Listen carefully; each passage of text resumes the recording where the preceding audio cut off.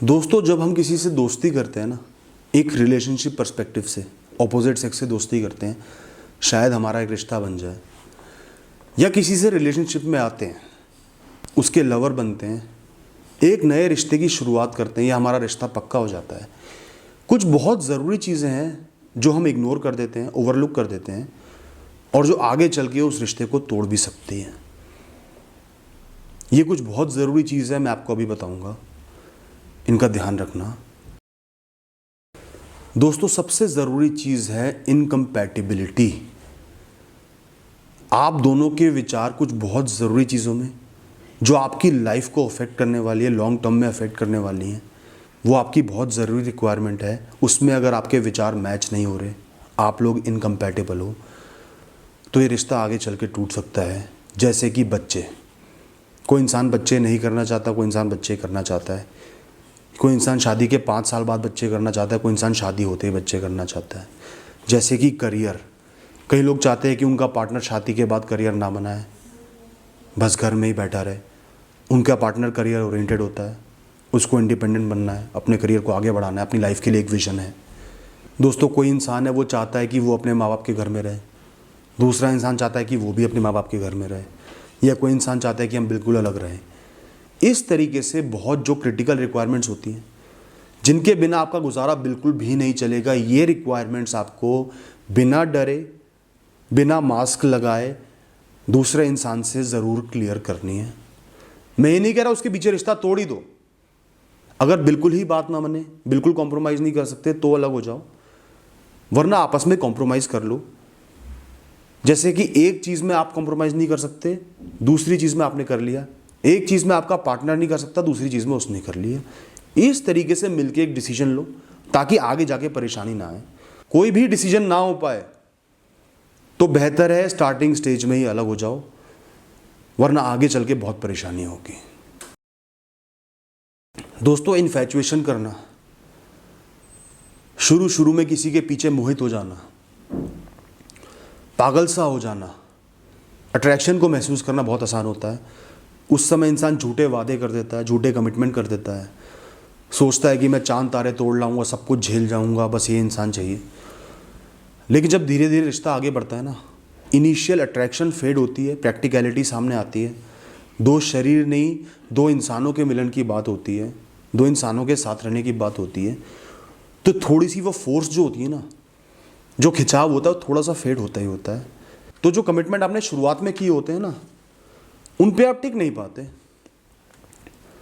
दोस्तों, प्यार करना तो बहुत आसान है, किसी इंसान से मजे लेना बहुत आसान है, टाइम पास करना बहुत आसान है। टेस्ट क्या है? टेस्ट यही है जब आप दोनों ने एक दूसरे का साथ जीवन भर निभाना है। बीच में जो अड़चने आई हैं, जैसे घर वाले, परिवार वाले हैं, उस अड़चन को दूर करना है, उस अड़चन को फेस करके रास्ता बनाना है। कोई भी प्रॉब्लम हो, कोई भी इशू हो, उसको फेस करके अपना रास्ता बनाना है, दोनों को हमेशा साथ रहना है। तो अगर आपको पहले से ही पता है कि आप अपनी फैमिली का प्रेशर नहीं झेल सकते, या किसी भी कारणवश आप इस इंसान का साथ जीवन भर नहीं निभा सकते, बैक ऑफ द माइंड आपको ये बात पता है, तो आपको उसके साथ रिलेशनशिप में नहीं आना है, और अभी अभी आए हो तो अलग हो जाना है। उसकी लाइफ बर्बाद करने का आपको कोई हक नहीं है। और अगर आप झूठे कमिटमेंट करके बाद में पीछे हट जाते हो, आपसे बड़ा पापी इस दुनिया में कोई नहीं है। ये एक इमोशनल मर्डर है। एक इंसान को जीवन भर का दुख आप दे रहे हो, आप कैसे खुश रहोगे? तो अगर आपको पता है किसी भी कारणवश ये रिश्ता नहीं चल सकता, उस रिश्ते में कभी भी मत आओ। दोस्तों, ये चीज़ें हमें एक दूसरे में देखनी होती हैं। हर इंसान के अंदर कुछ ट्रेट्स होते हैं, कुछ क्वालिटीज़ होती हैं, कुछ हैबिट्स होते हैं, जीवन जीने का एक तरीका होता है, कुछ कमियां होती हैं, कुछ अच्छाइयाँ होती हैं। अब ट्रेट्स कैसे होते हैं? किसी को गुस्सा ज़्यादा आता है, कोई इंसान ईगोइस्टिक होता है, थोड़ा सा अहम होता है, कोई इंसान थोड़ा सा सेल्फिश होता है, अपने ऊपर ज़्यादा फोकस रहता है, दूसरे के ऊपर कम रहता है। या कई बार लोग नार्सिसिस्टिक भी होते हैं, वो अपने आप को सबसे ऊपर समझते हैं, आपको कुछ नहीं समझते, उनको लगता है कि आपको उनकी ज़रूरत है। इस तरीके से हर इंसान अलग है, उसके ट्रेड्स अलग हैं, उसकी नेगेटिव क्वालिटीज़ अलग हैं, फ्लॉज अलग हैं।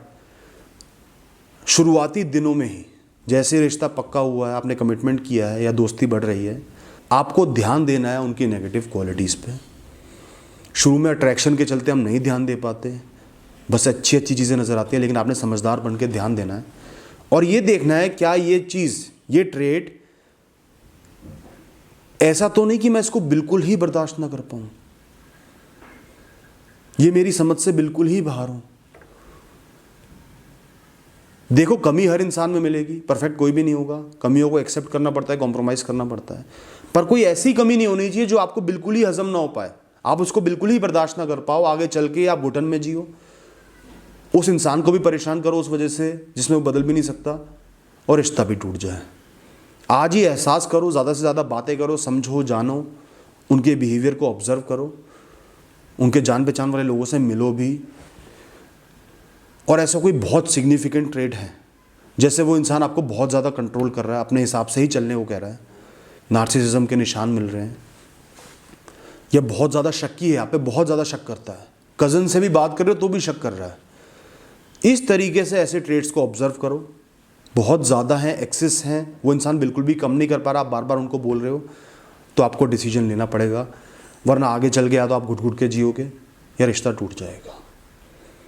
बस ये ज़रूरी बात है आज के लिए मैंने आपको बोलनी थी, इनका बहुत ध्यान रखने की ज़रूरत है।